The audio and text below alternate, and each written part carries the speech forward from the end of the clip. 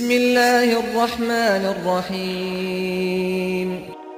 ہارون کی چہیتی ملکہ زبیدہ اپنی شاندار محل کی کھڑکی سے باہر کا نظارہ کر رہی تھی کہ اس نے بہلول کو نہر کے کنارے بیٹھے ہوئے دیکھا۔ وہ بچوں کی طرح ریت سے کھیل رہا تھا۔ کبھی وہ اس کی چھوٹی چھوٹی ڈیریاں بناتا، کبھی انہیں کیاریوں کی شکل دیتا، کبھی ان گھروں میں کھڑکیاں اور دروازے بناتا۔ زبیدہ کچھ دیر اس کا یہ کھیل دلچسپی سے دیکھتی رہی، پھر اپنی چند کنیزوں کے ساتھ باہر آئی اور بہلول کے پاس آن کھڑی ہوئی اور اسے متوجہ کیا۔ بہلول، یہ کیا کر رہے ہو؟ بہلول نے سر اٹھا کر دیکھا، یہ میں جنت کے محل بنا رہا ہوں۔ اتنا کہہ کر وہ پھر اپنے کام میں مصروف ہو گیا۔ اچھا، زبیدہ نے مصنوعی حیرت سے کہا، پھر کچھ سوچ کر بولی، بہلول، تم بہشت کے یہ محل بیچتے بھی ہو؟ ہاں، بیچتا ہوں، بہلول نے جواب دیا۔ کتنے دینار میں؟ زبیدہ نے مزاحاً پوچھا۔ صرف 100 دینار میں، بہلول نے جواب دیا۔ زبیدہ نے سوچا، اس طرح مذاق ہی مذاق میں بہلول کی مدد ہو جائے گی۔ میں نے کنیزوں کو حکم دیا کہ بہلول کو 100 دینار ادا کر دیا جائے، اور بہلول سے بولی، بہلول، میں بھی ایک بہشت خریدنا چاہتی ہوں۔ کون سی؟ بہلول نے استفسار کیا۔ زبیدہ نے یوں ہی ریت کی ایک کیاری کی جانب اشارہ کر دیا۔ مجھے وہ بہشت چاہیے۔ بہلول نے رقم لی اور بولا، تم نے قیمت ادا کر دی ہے، ٹھہرو، میں اس کا حوالہ تمہارے نام لکھ دیتا ہوں۔ زبیدہ ہنسی، میں اس وقت جلدی میں ہوں، بہلول، تم اس کا حوالہ لکھ کر محل میں لے آنا۔ وہ اتنا کہہ کر آگے بڑھ گئی۔ بہلول بھی اپنے مٹی کی ڈیریاں ڈھا کر اٹھ کھڑا ہوا اور وہ سب دینار اپنی جھولی میں ڈال کر ضرورت مندوں اور نادر کی تلاش میں نکل گیا۔ زبیدہ سب کچھ بھول کر اپنے معاملات میں مصروف ہو گئی۔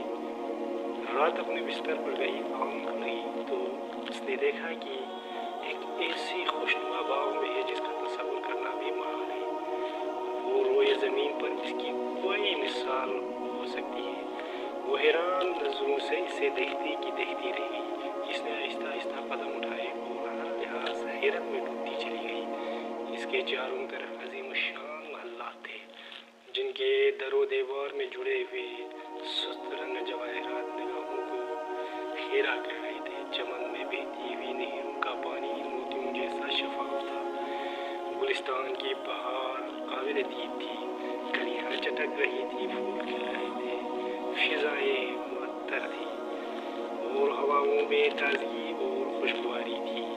روش پھولوں سے بھری تھی اور ان کی مہک نرالی تھی۔ اتنی خوبصورت، اتنا حسین اور دلکش سے یکجا دیکھ کر زبیدہ حیران ہو رہی تھی کہ کچھ غلام اور کنیزیں صفیں باندھے قریب آئے، زر نگار کرسی بیٹھنے کے لیے پیش کی اور مؤدبانہ لہجے میں بولے، تشریف رکھیں۔ زبیدہ تصویر حیرت بنی اس زرین کرسی پر بیٹھ گئی۔ ایک کنیز آگے بڑھی اور اس نے ایک دستاویز چاندی کی تشتری میں رکھ کر زبیدہ کو پیش کی۔ زبیدہ نے کچھ متذبذب سی ہو کر دستاویز اٹھائی اور ڈرتے ڈرتے اس پر نگاہ ڈالی۔ اس میں سونے کے حروفوں سے لکھا تھا، یہ حوالہ ہے اس بہشت کا جو بہلول نے زبیدہ کے ہاتھ فروخت کی ہے۔ اس کے ساتھ ہی اس کی آنکھ کھلی۔ وہ بہت دیر تک خواب کے سحر میں کھوئی رہی۔ اس کی آنکھوں میں وہ تمام فردوسی منظر رقص کرنے لگے۔ اس نے سوچا، غور کیا اور اسے یقین ہو گیا، اس نے جو کچھ دیکھا ہے وہ خواب کی صورت میں ایک بشارت ہے۔ بہلول کا وعدہ سچ تھا، کیونکہ اس نے بہشت کا حوالہ لکھ کر دینے کا وعدہ کیا تھا، اور جیسے ہی نظارے اس نے خواب میں دیکھے تھے وہ روئے زمین پر کہیں نہیں تھے۔ اس کا روان نصرت شادمانی سے ناچ اٹھا۔ اس نے بے خودی میں ہارون کو جگایا اور پھولے ہوئے سانسوں کے درمیان بولی، ذل الہی آج میں 100 دینار میں بہلول سے ایک بیچ خریدی تھی. میرا خیال تھا کہ وہ ایک مذاق ہے, دیوانے کی بڑھ ہے, مگر وہ ابھی مجھے خواب میں دکھلا دی گئی ہے. اس قبالے میرے نام پر ہے. میں ابھی اسے اپنی آنکھوں سے دیکھا ہے. تمہاری دماغ تو درست ہے احمق, کہ تمہیں بھی اس دیوانے نے پاگل بنا دیا. ہارون نے اپنی نیند خراب ہونے کی خفگی سے کہا. نہیں, میں سچ کہہ رہی ہوں. میں نے خواب میں جو کچھ دیکھا ہے اس کا دیدار کسی انسانی آنکھ نے نہیں کیا. وہ بہشت میرے نام ہے, خدا کی قسم.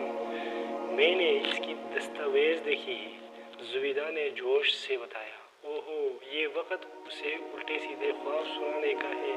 خاموش ہو جاؤ, میری نیند خراب نہ کرو, ہارون نے غصے سے کہا اور کروٹ بدل دی. لیکن زبیدہ کی آنکھوں سے نیند غائب تھی. وہ تمام رات کسی تصور میں گزار دی. صبح اٹھتے ہی وہ پھر ہارون کے پاس گئی اور اسے قسمیں کھا کر اپنا خواب سنایا اور اسے یقین دلائی کہ اس کا خواب سچا ہے اور بہلول سے خریدی ہوئی جنت حقیقت ہے. ہارون نے بہلول کو بلا بھیجا اور اپنی گدڑی میں لپٹا ہوا شہنشاہوں کی سی شان سے آیا اور مانی خیز لہجے میں ہارون سے بولا. تجھ جیسے بادشاہ کو مجھ جیسے فقیر کی ضرورت کیوں آن پڑی ہے؟ سنا ہے تم نے بہشت بیچنے کا کاروبار شروع کر دیا. ہارون نے مذاق اڑایا. ماں بدولت, یہ کاروبار کب سے کر رہی ہو؟ بہلول نے بے نیازی سے جواب دیا. سنا ہے تو نے ملکوں کو بھی کوئی بہشت بیچی ہے؟ ہارون نے سوال کیا.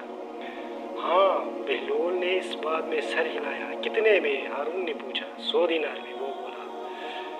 بہت خوب, میں بھی تجھ سے 100 دینار سے کچھ زیادہ دے دوں گا. ایک بہشت میرے ہاتھ بھی فروخت کر دی, ہارون نے کہا. بہلول نے کہا لگایا. ہارون, تیری ملکہ نے تو اندیکھے یہ سودا کیا تھا. تو نے اس سے سب کچھ سن لیا ہے. اب اس کی قیمت ادا کرنا تیرے بس میں نہیں.